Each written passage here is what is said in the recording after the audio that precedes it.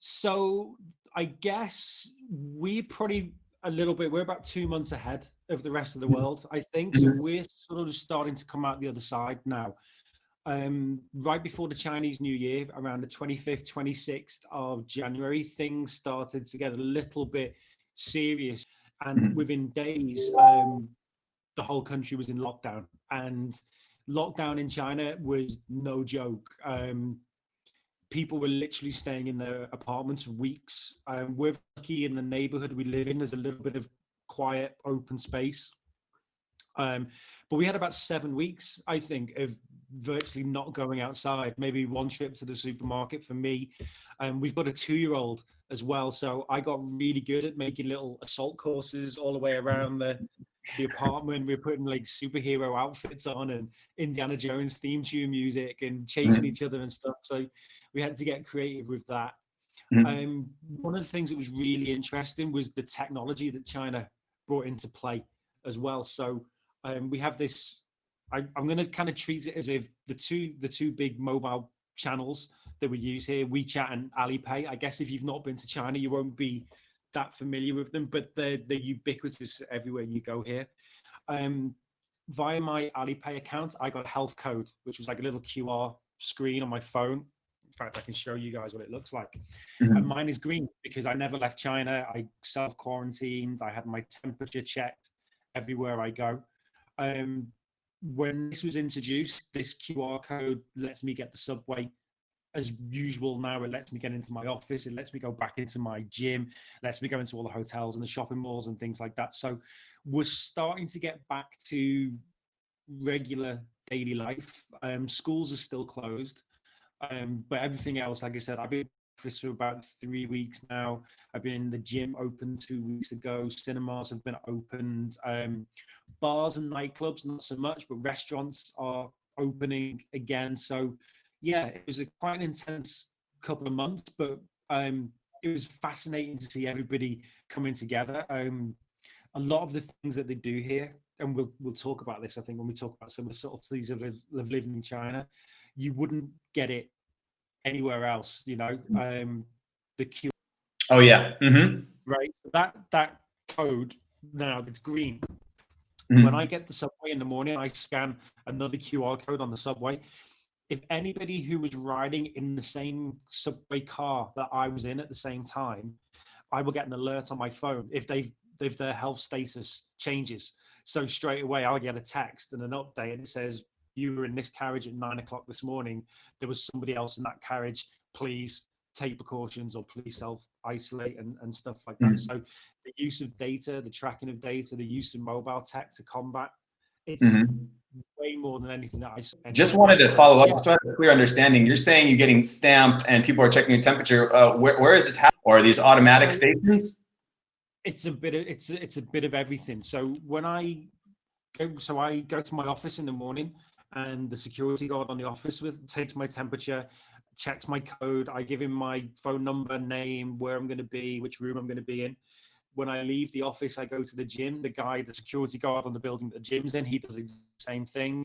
When I get into the subway, they've got scanners as I go into the subway, and I show Wow. my code there. When I come home, I get out of my building, and the security guys on our compound, because we live in a neighborhood of high-rise buildings. The security guards will take my temperature as well. So I'm having my temperature taken like Yeah. cigarettes. And I So think we discussed this a little bit earlier. We were talking about kind of the cultural differences. I mean, how are Chinese people responding to these kind of new measures, or the government enforcing these kind of measures? Are they kind of really resilient, or are they following along and all kind of rallying behind the cause? rallying behind the cause, following Mm. along. The government is very skilled when you need to pull the nation together at a time of kind of security or whatnot. Um, the government is very good at stirring up national pride, stirring up a sense of community and a sense of neighborhood, um, being strict where they need to be strict as well. So we've seen footage online of the government using drones to kind of fly down on people who are walking down the street with no face mask on. Mhm. And straight away, it's kind of put your face mask on, put your face mask on from this drone that's chasing somebody down the street, right? So Yeesh. it's it's a little bit of both, but people are much more about a collective here, I think, and compared to a lot of countries that I've lived in and worked in. So they're happy to toe the line Mhm. through both Mhm. I people, see. things like face masks. Even before the crisis, most people would ride the subway with a face mask, and they have done ever since the SARS outbreak, which was 2008, I think. You go through a Chinese airport, people are wearing face masks. Even so, it's a normal sight. It's not.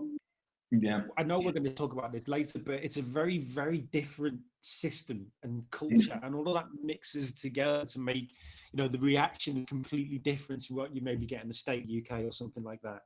Yeah, and I just think about this when you're saying these drones chasing you, reminding you of your mask. I can only imagine the kind of response you up and on.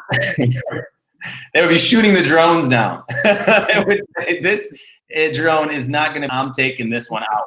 Yeah, on Amazon. A couple hours later. Like a trophy, like one of those heads in Yeah. the hunting. No one will encroach on the freedom wall, the freedoms you've taken down. Yeah. Kind of like people kind of fighting back against these.